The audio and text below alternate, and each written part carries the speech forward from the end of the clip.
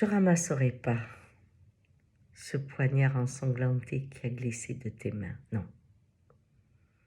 Il est empoisonné de ta maladie, de ta pathologie, ou de la haine de cette société qui n'a pas trouvé sa place, ou de cette époque qui exalte les passions ou les haines, je ne sais pas. Mais en tout cas, moi, je n'y toucherai pas parce que ce poignard est contagieux, il est contaminé. Et je ferai 2 pas de côté. Par contre, j'observerai ceux qui, raison gardée, vont le prendre et l'élever en étendard.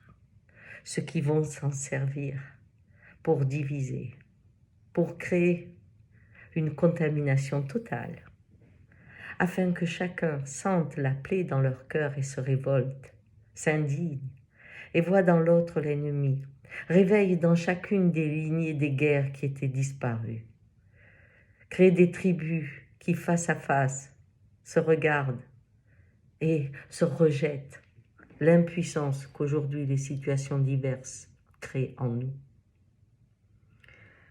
Oui, je regarderai ces hommes et ces femmes qui ramassent ce poignard que je ne ramasserai pas. Parce que cet homme qui a tué 3 personnes va mettre en prison une nation. Si la haine divise notre pays, la peur rentrera dans notre maison et déjà notre gouvernement met 7000 militaires. Estrosi, je tape du pied. Il va avoir droit à la reconnaissance faciale.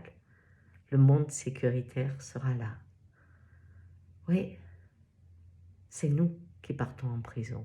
Je ne ramasserai pas ce poignard ensanglanté.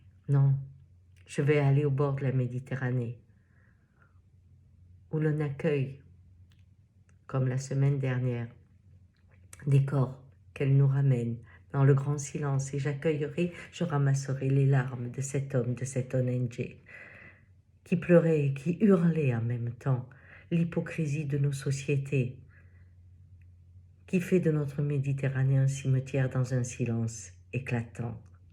Pourquoi ne soulève pas nos cœurs? Pourquoi pas de manifestation de tous ces gens qui sont soumis à la loi du climat, mais surtout à la loi de l'argent, de ces guerres, de ces hommes qu'on met en place pour vider les pays qui, il y a quelque temps, il y a quelques mois, cette famille était dans leur maison, regardaient la télé, buvaient une orange, amenaient leur fille à l'école. Oui, ils étaient comme ça, il y a quelques mois.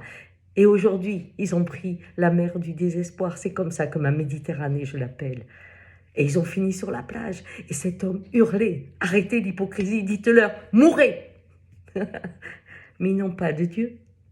Ils ne sont ni plus musulmans, ni plus catholiques, ni plus juifs, ni plus protestants, ni plus orthodoxes. Ils sont les enfants de l'argent. Et cela ne soulève plus personne. Alors oui, je vais aller ouvrir mon cœur et mes mains pour recueillir les larmes de la Méditerranée.